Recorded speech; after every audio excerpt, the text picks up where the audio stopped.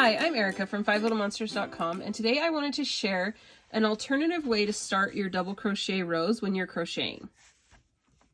This little swatch here that I crocheted uses the traditional way of chaining 3 and using that to replace your first double crochet in each row. And you can see that as you do that, it can kind of leave some little gaps, and it's not the neatest look. But there are some alternative ways to start your row with a double crochet. So today I wanted to share one that I like to use, that I used in one of my recent patterns, and that is the stacked single crochet. And you can see here your edges are a lot tighter and smoother. You don't have those same gaps that you have here at the beginning of your rows. And it's a really easy way to start your rows. So I'm going to show you how this is done.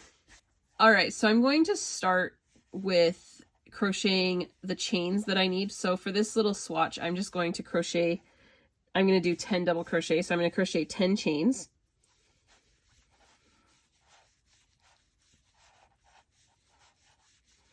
So normally what you would do at this point is you would chain 2 more, and those first 3 chain stitches would become your first double crochet stitch.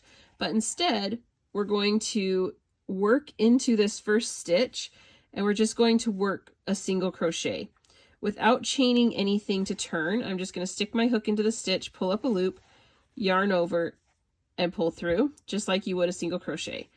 And now I'm going to work another single crochet, but instead of working into the next stitch or anything like that, I'm going to work into the side of this stitch. So I'm going to take this little loop right here. I'm going to put my hook in there, pull up a loop, yarn over, pull through both. So you're basically just stacking 2 single crochets on top of each other, and that is going to be your first double crochet.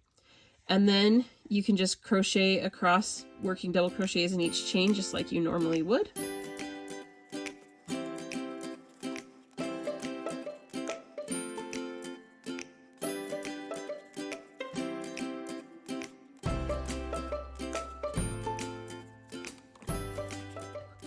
All right, now that I've gotten to the end of my 10 double crochet stitches, I'm ready to start my next row.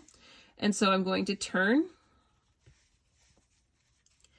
And just like I did on the last time, I'm going to work a single crochet without chaining anything to turn. I'm going to stick my hook into that first stitch, pull up a loop, yarn over, pull through 2.